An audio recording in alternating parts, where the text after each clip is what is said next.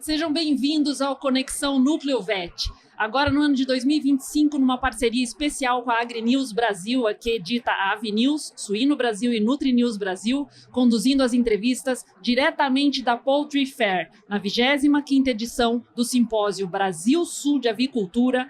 Eu estou com o Pedro Deineca, ele é consultor internacional de commodities da MD Commodities. Seja bem-vindo, Pedro. Muito obrigado. Obrigado pelo convite de estar aqui com vocês. E eu tenho aqui ao meu lado o Luiz Henrique Kessler, que é trade da Cooper Alpha, que vai nos apoiar nessa conversa. Seja bem-vindo, Luiz. Obrigado pela oportunidade de estar aqui, a gente trocar algumas experiências e algumas opções e soluções para aquilo que a gente tem trabalhado no dia a dia. Pedro, você acompanha o mercado diretamente de Chicago, no centro das decisões globais sobre commodities. Com o tarifaço recém-anunciado pelo presidente Trump, atingindo inclusive o Brasil, quais movimentações você já percebe entre os grandes compradores? E a gente pode esperar um redirecionamento no fluxo de exportações com riscos ou oportunidades para o Brasil? Excelente, eu acho que esse é um ponto que a gente precisa realmente destacar, né? Porque existem algumas teorias aí que, na minha visão, na nossa visão, são falhas. Por exemplo, vamos destacar o caso da soja. Obviamente, com o relacionamento comercial entre China e Estados Unidos agora muito mais tenso, certo? E a gente vem falando para os nossos clientes desde que o Trump foi reeleito, né? Havia uma certa esperança que o Trump ia pegar mais leve. Eu falei, não, pessoal, a situação vai ficar pior antes dela ficar melhor. Por quê? Tudo aquilo que eu até mencionei na palestra, os Estados Unidos têm as cartas na mão, eles realmente querem trazer um pouco mais de equilíbrio, né? Os produtos americanos tarifados ao redor do mundo, e tem outros problemas, certo, no relacionamento entre China e Estados Unidos, que acabam sendo aí, acabam vindo à tona, digamos assim, através dessa tão chamada guerra comercial. Eu não gosto de chamar de guerra, é um atrito comercial. Porém, vamos lá voltar à pergunta, falar da soja especificamente. A China hoje, ela importa do Brasil mais ou menos entre 75 e 80 milhões de toneladas ano. Dos Estados Unidos, a China raramente consegue importar mais do que 20 milhões de toneladas. Se importa mais do que isso, é 22, 23. Houve alguns anos que chegou a ter 25 milhões de toneladas. Então, quando você pega o total de importação chinesa de soja, vamos falar aí um número próximo a 100 milhões, 105 milhões de toneladas. Destas, ela já está comprando 80 milhões do Brasil, certo? E hoje nós não temos ainda uma realidade onde a China pode simplesmente falar, olha, eu não preciso mais de você, Estados Unidos. A China sabe disso, ela joga esse jogo comercial muito bem. Não se surpreendam. Vamos gravar aqui isso aqui, pessoal que está assistindo, está escutando. No segundo semestre desse ano, é a principal janela onde a China procura soja norte-americana. Por quê? É o final da safra brasileira. O Brasil, por sinal, bateu o recorde de exportação agora em março, certo? Quase 16 milhões de toneladas de soja exportadas, certo? É um número muito grande. Deve bater um novo recorde agora em abril. Vai exportar muito bem. Então o Brasil deve chegar aí a 105, mais ou menos, milhões de toneladas de exportação. Mas, claro, não é tudo para a China. Desses 105, com a guerra comercial, com esse atrito comercial entre China e Estados Unidos, digamos que a China venha buscar 82 milhões de toneladas, seria um recorde, certo? Mas não há hoje a capacidade da China simplesmente falar, olha, os 105 que você exporta vem para nós. Então, o mercado não funciona dessa forma. Então, por que eu trago isso à tona? Porque essa teoria de que, nossa, esse atrito então vai fazer a exportação de soja no Brasil disparar. Não. O Brasil já é líder da exportação de soja faz muito tempo, com ou sem esse atrito comercial entre China e Estados Unidos. Então, o ganho, na nossa visão, no curto prazo, vai ser muito, muito pequeno, certo? Vai ser negligente, algo muito pequeno, porque simplesmente não há mais espaço para o Brasil exportar tanta soja para a China, porque já está muito próximo aí ao limiar máximo deste momento, certo? Agora, daqui 5 anos, o Brasil estiver produzindo 200 milhões de toneladas de soja, a China está importando ainda 105, não cresceu muito a importação, aí sim, quem sabe a China pode falar, tchau, Estados Unidos, eu vou comprar 100 milhões 95 milhões do Brasil e 10 da Argentina. Isso pode acontecer, certo? Mas tem muito chão para rolar até lá. Luiz Henrique, a Cooper Alpha está diretamente ligada, né, a a esse movimento. Como que você está vendo isso aí?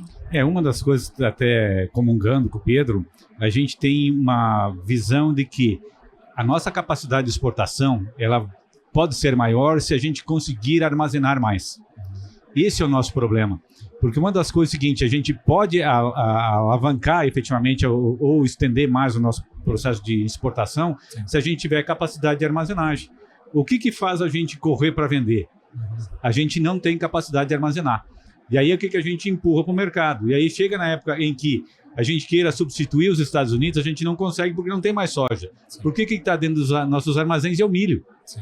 Então esse fator é uma coisa assim que vejo que a gente não, a China não vai conseguir se libertar dos Estados Unidos. Ainda não. Ainda não.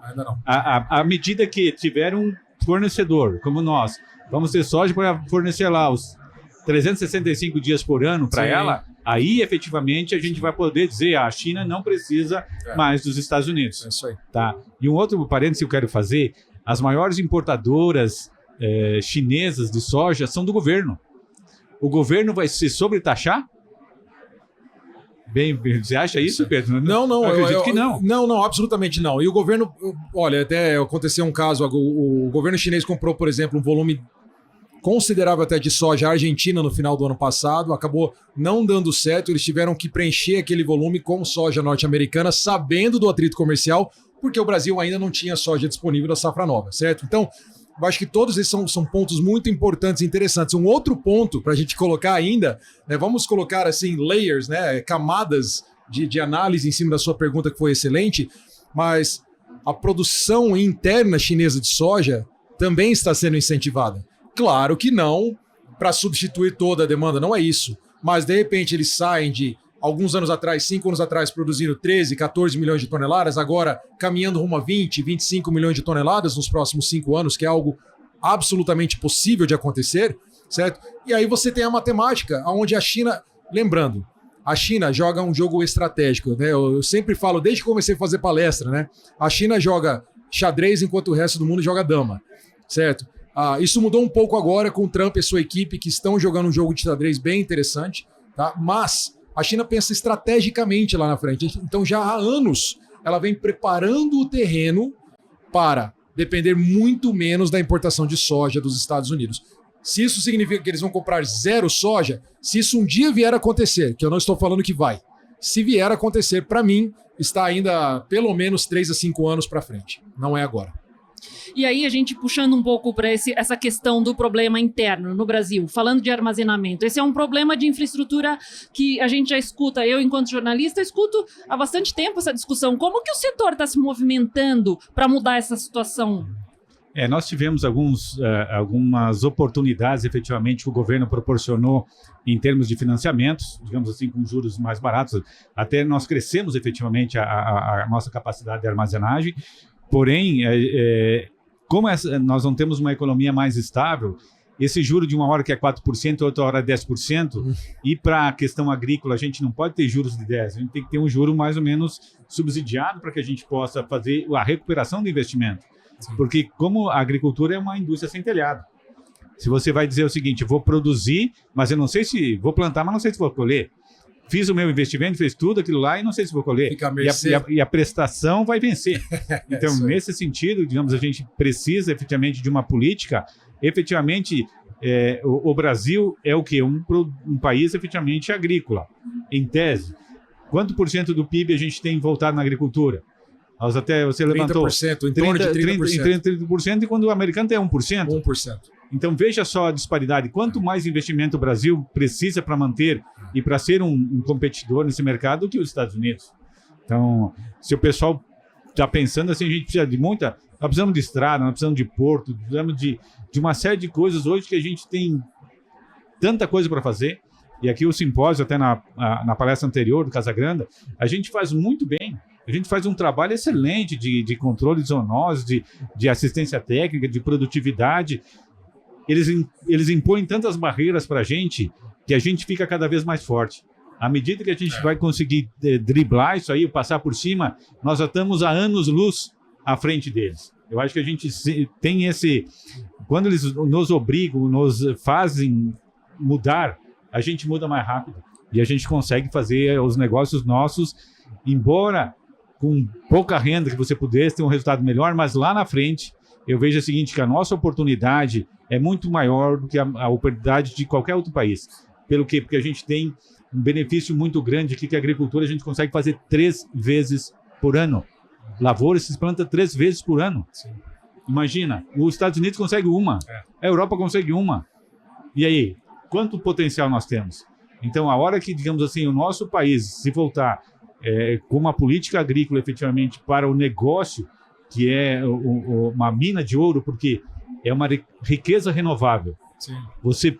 Todo ano você renova ela. Petróleo vai terminar, ouro vai terminar, mas a agricultura, todo ano, cada lote de aviário que você alojar, de pintinhos, vai ser uma riqueza que vai se transformando, e isso vai fazer a nossa diferença, na minha opinião. Eu quero até complementar, acho que assim, o Brasil, na minha visão, eu adorei a tua analogia, né? Quanto mais obstáculos colocar na nossa frente, mais fortes ficaremos. Isso. Porque essa é a mentalidade. E essa é a mentalidade do brasileiro. O brasileiro gosta de falar mal do brasileiro muito. Tá? Nós, como brasileiros, adoramos falar mal do Brasil. Eu não gosto disso. Existem desafios aqui? Sim. O Brasil atira no próprio pé várias vezes? Sim. O produtor atira no próprio pé, pecando muito na hora da comercialização? Muito. Porém, apesar de tudo isso, olha o papel que o Brasil tem hoje no mundo, na agricultura mundial. É o principal país da agricultura mundial, não tem nem discussão. Certo? Então, você chega com essa mentalidade. Quanto mais obstáculos a gente tiver que ultrapassar ao longo do caminho, nós ficaremos mais fortes, porque quando os obstáculos caírem, nós estaremos anos-luz à frente. Então, eu realmente sou muito autista, que eu falo, muito otimista quanto ao Brasil. O Brasil só precisa parar de atirar no próprio pé. E fazendo isso, que é exatamente o que você estava falando, né, de incentivar o business, o lado de negócios, porque o Brasil faz o que faz atirando no pé. Imagina se não estiver atirando no próprio pé, certo? E claro que não é tudo ruim. O Brasil chegou onde está hoje com muita coisa boa ao longo do caminho, mas o produtor brasileiro é empreendedor. É um empreendedor nato, é absolutamente fantástico de observar. Eu falo para os americanos não têm a mínima ideia. Eles acham que entendem o que está acontecendo no Brasil, mas não entendem. É uma revolução, certo? Então, assim, eu sou muito otimista quanto ao Brasil, quanto ao futuro do Brasil, mesmo com os Estados Unidos mais forte, potencialmente, reindustrialização dos Estados Unidos, tudo isso, mas a agricultura brasileira, para mim, agora, armazenagem e comercialização.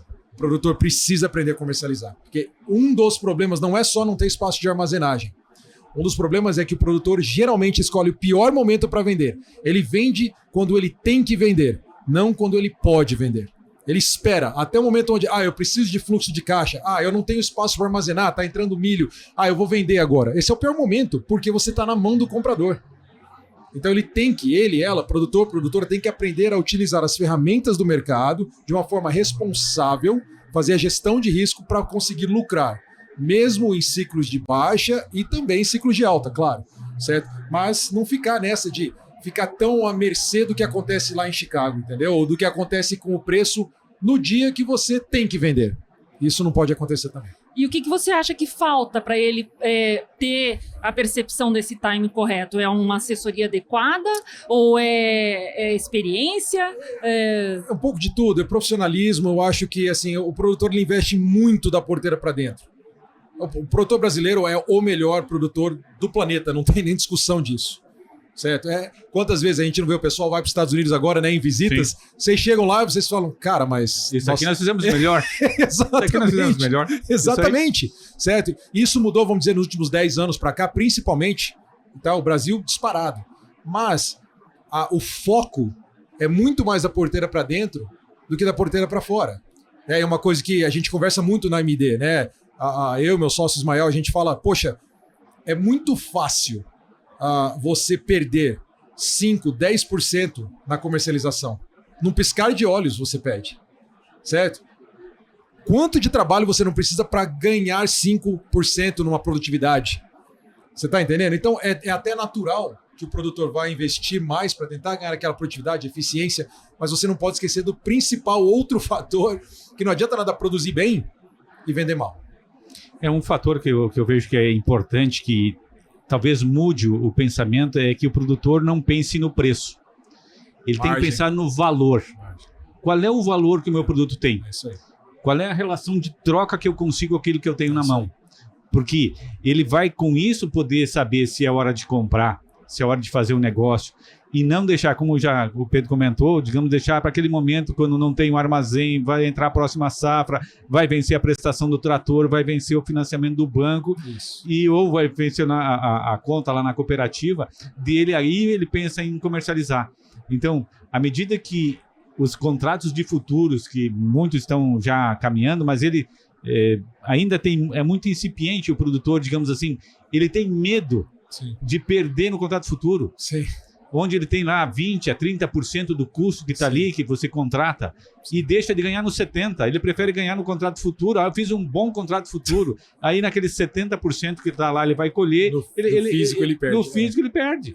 Então, falta essa compreensão, né, do hedge. Isso. Ele entender que o hedge é isso. Você vai ganhar numa ponta, perder na outra. Entendeu? Então, como ele vai ter a oportunidade, digamos assim, de fazer uma conta, de que tem uma relação de troca legal, que ela está, digamos assim, mais adequada para ele, porque a principal pergunta que a gente recebe todo dia lá na empresa é assim, o soja vai subir ou vai cair? O que você acha? O que você tem que fazer? Não, eu tenho uma conta para pagar. Peraí, quando você fez a tua conta, quantos sacos de soja você precisava para pagar? Precisava de 1.000 sacos. E hoje, quantos sacos você precisa? 800, já devia ter vendido. Agora 1.200, espera aí, então vou esperar um pouquinho. Sim. Agora, com 800 sacos, faz o negócio, porque é o valor que você agrega no teu produto que faz a diferença. É isso aí. Mas essa tua colocação aí, dessa maneira de medir, é mais ou menos para mim que nem quando a gente tem um filho que ele vai começar a andar sozinho na rua, você fala assim, antes de atravessar, olha para a direita e para a esquerda, né? Ele ainda não tem aquela percepção do perigo, mas essa conta que você explicou de quantas sacas de soja você precisaria para pagar essa conta, essa daí é uma bela de uma dica prática que fica fácil da pessoa entender, né? Porque sempre quando ele vai fazer um financiamento, ele pensa assim, o trator custa 10.000 sacos de soja. Certo. Beleza. Todo ano eu tenho que ter, vou fazer isso em 5 anos, cada ano eu tenho que ter 2.000 sacos de soja. Ele já sabe que 2.000 sacos de soja é a conta dele. À medida que ele tiver lá, a prestação vai vencer em abril. Beleza. Lá em fevereiro, ele consegue vender os 1.500 sacos de soja e fazer o valor para aquilo, vende, bota o dinheiro no banco, aquela aplicação, aquele dinheiro que ele tiver de aplicação, aquele juro que ele tiver, certeza. Paga uma cerveja, paga uma festa, paga uma viagem, faz alguma coisa assim que para ele seja para ele começar a sentir que é um negócio legal fazer, porque, como se diz, produzir, todo mundo produz na ponta da língua, ou na ponta do dedo, na ponta da máquina. Agora, o administrar o seu negócio, fazer a comercialização na hora certa, é que é a grande dificuldade que a gente tem. O produtor espera colher, espera fazer e tal, para daí ele tomar a decisão dele. Então, é uma coisa assim que a gente precisa... Não deixe para vender quando você tem que vender. É basicamente isso. Aí. Não faça isso. Trabalhos... O mercado tem sazonalidades. Que é aquilo que eu falei na palestra, a gente está conversando aqui agora. Mesmo durante ciclos de baixa, o mercado dá oportunidades. Mas aí o que acontece? O mercado, eu gosto de falar muito assim, tenha coragem de vender na alta. O produtor não tem coragem de vender na alta. Eu estou falando, claro, estou generalizando. O produtor, quando o mercado começa a subir, ele congela. Ele fala, não, agora que eu não vendo. Agora eu vou fazer o comprador pagar mais caro. Isso acontece muito. E aí, quantos produtores não ficaram, por exemplo, com soja que custou R$130 para produzir, na mão, tiveram 160, 170 200, de oportunidade, 200 não venderam, e aí tiveram que vender depois a 110, 120, para fazer o quê? Pagar a conta. Pagar a conta. É quase como ter uma visão de quem atua na Bolsa de Valores, não é? Que compra e vende de ações, não é? É que é um pouquinho, eu acho que a relação não seria tão parecida, mas eu vejo que a Bolsa, ela é uma forma de você se basear em alguma coisa, de ter um mercado mais aberto quando você não tem comprador. Mais transparente. Mais transparente. Um mercado mais puro do que você está vivendo na tua região.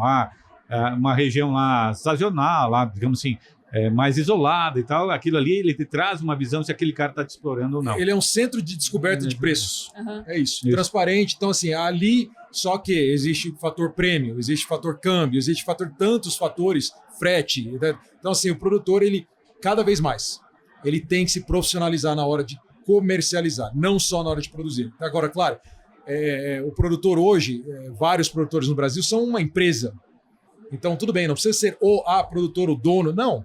Mas coloque alguém ali, ó, vamos capacitar, ache profissionais, não precisa ser MD Commodities, achem profissionais sérios no mercado, sérios, que não tem medo de falar o que tem que ser falado. Esse é um outro ponto. Tem muito vendedor de sonho no agro. Isso é no Brasil, isso é nos Estados Unidos, no mundo inteiro. Você tem empresas que falam para o produtor só o que ele e ela querem escutar. Então sempre é um motivo, o preço vai subir, o preço está caindo, é manipulação. O preço está subindo, é fundamento. Certo? Então isso você tem que tomar cuidado. O produtor, eu acho que ele está começando a entender isso, porque, novamente, muita gente ficou com soja na mão de R$200, teve que vender a 110. Olha só, em fevereiro, se eu não me engano, foi fevereiro de 2024, saiu o negócio na BR-163, no Mato Grosso. Saiu o negócio, tá? Foi vendido sacos de soja, foram vendidos a R$89 a saca. Marcou a mínima do preço dos últimos 5 anos. Nunca deveria ter acontecido. Por quê? Aquele produtor que vendeu aqueles sacos teve que vender naquele momento. Não estava com a gestão de risco, certo? Feita da forma correta, aonde você, na hora de fazer a gestão de risco, utilizar as ferramentas que o mercado te dá, você coloca o luxo da paciência no seu negócio. Você pode esperar para vender no momento mais propício, porque o mercado trabalha em ciclos, certo? Então, mesmo durante ciclos de baixa, dá 2 semanas de seca nos Estados Unidos agora em julho, o que vai acontecer com o preço? Vai subir, certo? E então o produtor pode escolher esses momentos, né? Mas é bem complexo, tá? Assim, a gente tenta simplificar às vezes. Não é que é simples, mas não é. E o produtor e a produtora precisam se dedicar a essa arte da gestão de risco, digamos assim. De estudar e prestar atenção nos movimentos. Com e certeza. Aí, voltando um pouco agora, assim, já para a gente ir encerrando, falando para o público da avicultura, pensando nos próximos meses, que sinais vocês acreditam que os produtores e técnicos da avicultura devem monitorar com mais atenção para se proteger de oscilações de mercado global de grãos? Eu vejo assim, a questão como a grande parte da avicultura é verticalizada, digamos assim, a gente vê já as empresas como Aurora, BRF, JBS e as outras aí, digamos, já se programando para frente, olhando um pouquinho mais para frente. E elas têm um desafio muito grande, que a gente sempre discute aqui. Elas não podem perder para exportação. Elas não podem, se vão tratar exclusivamente de Santa Catarina. Santa Catarina é um estado exímio importador de milho. Se as empresas daqui não fizerem o seu dever de casa, não se programar, não se antecipar e deixar, o milho vai cair, certo? E deixar a coisa muitas vezes acontecer, aí o que é? A exportação vem e leva embora, e aí quando precisa, ele tem que pagar dobrado. Então, o grande desafio, claro que isso a gente está falando, é uma coisa fácil de falar, difícil de fazer. Difícil de fazer. Mas, porém, tem que se buscar algumas ferramentas, algumas coisas em que as empresas possam lançar as opções. Fazer opções. Olha, eu tenho uma opção aqui para fazer lá na frente de um valor X, garantido, vai me garantir a produção, vai me garantir, digamos assim, eu vou ter um custo já pré-definido, a coisa. Então, eu vejo que nessa parte, assim, o principal fator de gestão é milho. Farelo de soja, a gente vai ter muito farelo de soja. Por que a gente vai ter muito farelo de soja? Porque a gente vai ter muita gente entrando no biodiesel. Então, pessoal, o foco é óleo e o farelo vai ser o patinho feio. A sobra, o patinho feio da indústria. Sim. E com isso, que é o fator, digamos assim, hoje de 23%, 24%, até 27% da formulação de ração, é farelo de soja. Agora 70% é milho. Eu acho que a empresa, a indústria, para ela, digamos assim, dar um conforto para ela mesma, para dar uma segurança para o produtor, para dizer assim que não vai ter problema, digamos assim, porque queira ou não queira, do couro sai a correia. Sim. Não vamos dizer assim, se o custo vai estourar, que ele vai poder remunerar o produtor uma beiradinha a mais. Certo. Não dá, porque senão você quebra o teu negócio. Então a gente tem que ter eu acho que as empresas sempre têm que estar muito ligadas nessa questão, principalmente do milho, e de se antever. E também buscar junto essa questão que eu falei antes da armazenagem. para que a gente possa guardar. Nós temos o seguinte, no primeiro semestre, a gente produz, em termos de milho, não o suficiente para fazer a questão do fornecimento. A gente tem que guardar milho da safrinha para usar no primeiro semestre. Então, se a gente não está aí com isso bem preparado, e nós precisamos, então, de políticas para que a gente aumente essa questão da armazenagem e também de opções das empresas para que os produtores possam receber um preço digno e produzir. Porque senão o que acontece? A soja subiu, o cara esquece o milho e vai para a soja. A soja caiu, esquece a soja e vai para o milho. E vira aquela, digamos que aquela gangorra aí que você não... Então você precisa efetivamente, claro, de uma estabilidade. A gente, quando vai no mercado, a gente espera sempre assim, que o mercado você consiga enxergar um céu de brigadeiro.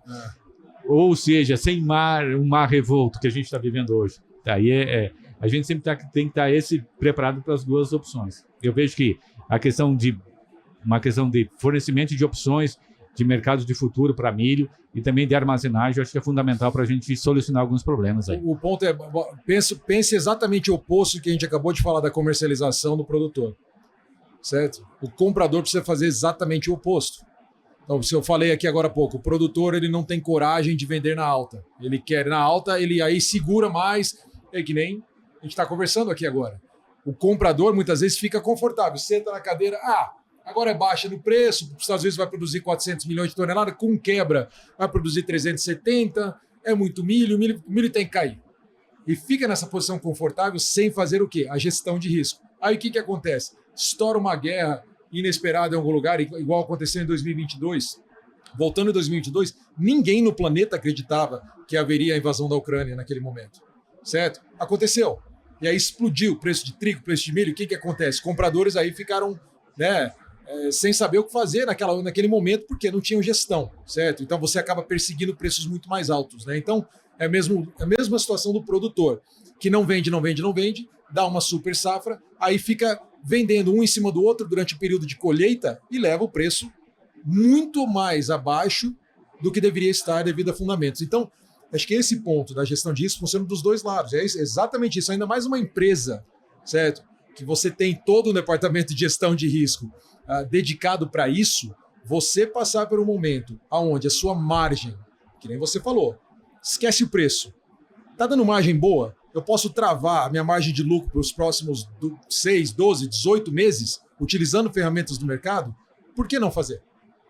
Por que ficar esperando? O preço pode cair ainda mais lá na frente? Pode, ótimo. Se cair, eu protejo mais 6, 12, 18 meses para frente.